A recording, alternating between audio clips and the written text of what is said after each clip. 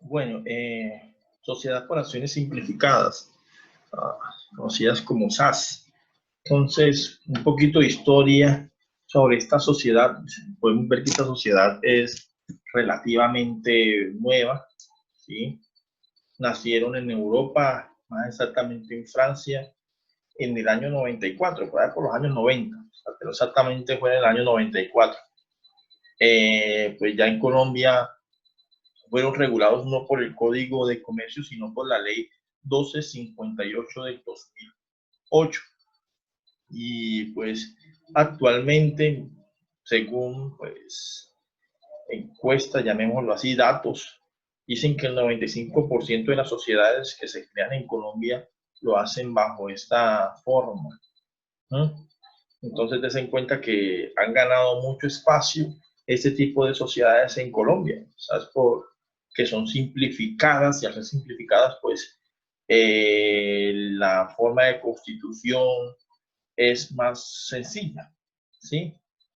Piden menos requisitos y pues, digamos, está más al alcance de las personas, de lo que se busca con este tipo de sociedades, con la creación de este tipo de sociedades, es que estas personas emprendedoras tengan la posibilidad de crear empresas, ¿sí? No con un capital grande, sino con un capital inferior, ¿sí? Y un capital que se puede pagar también a plazos.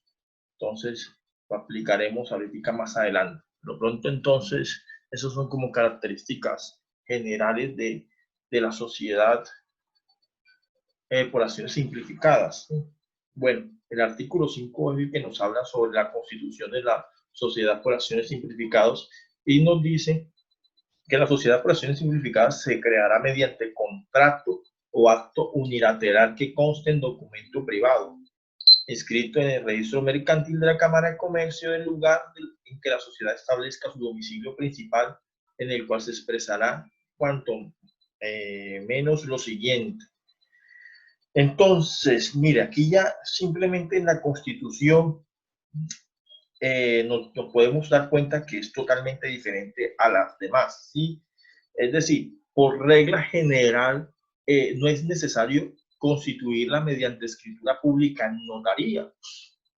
Se quita ya ese peso de la Constitución a través de notaría, ya. Eso es lo que se busca, por eso es simplificada, ¿no?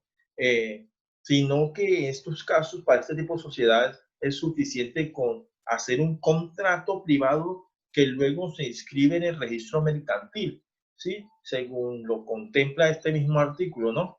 Entonces, esta es una de sus grandes características, ya que como su nombre lo indica, pues es simplificada y no necesita pues tanta formalidad.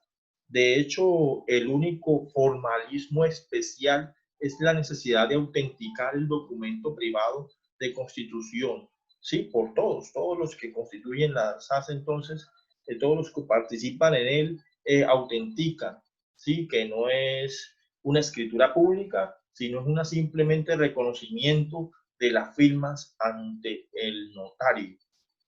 Entonces, ¿qué debe expresar el registro mercantil? Debe expresar lo siguiente.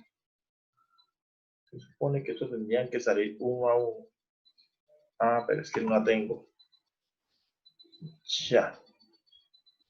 Primero, nombre, documento de identidad y domicilio de los accionistas, ¿sí?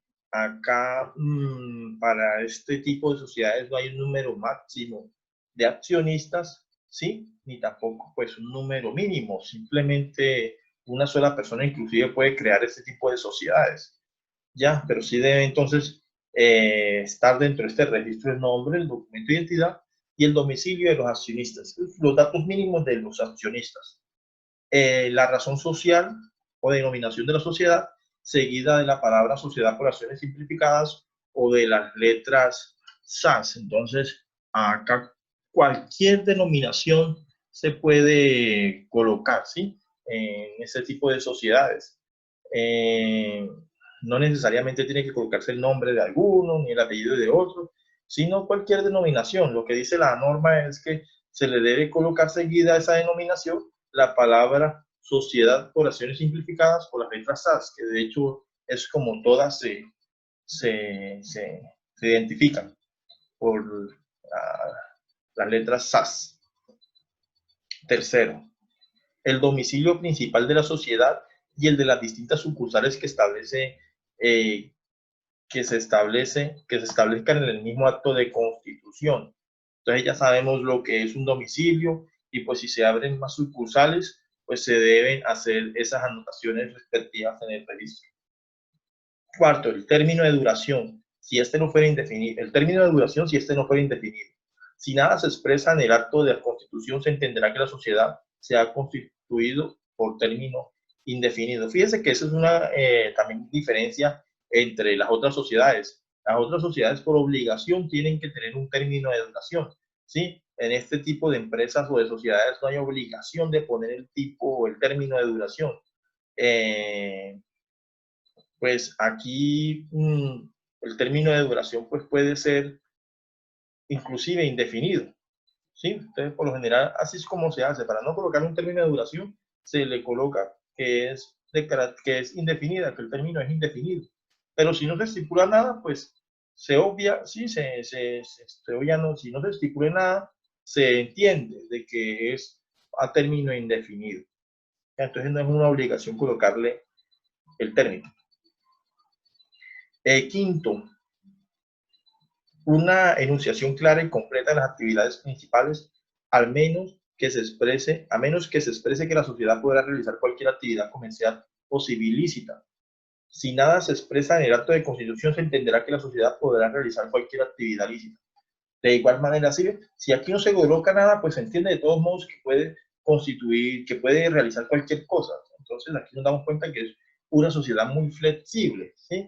Es decir, aquí cuando nos hablan de una enunciación clara y completa de las actividades principales, nos están hablando del objeto social de la empresa, ¿sí? Pero también se puede expresar que la sociedad podrá realizar cualquier actividad comercial o civil, pero que obviamente sea una actividad lícita. Es decir, no limitan como tal el objeto social, cosa que sí pasa en las otras. Sexta, el capital autorizado, suscrito y pagado, la clase, número y valor nominal de las acciones representativas del capital y la forma y términos en que éstas deben pagarse. Entonces, igual que la sociedad anónima, en cuanto al capital autorizado, suscrito y pagado, sí, es parecido, es igual al de la sociedad anónima. Sin embargo, los tiempos aquí son diferentes, los tiempos para realizar el pago. Sí, la manera en que se paga pues, el capital es totalmente diferente, pero lo veremos ahorita cuando hablemos del capital como tal.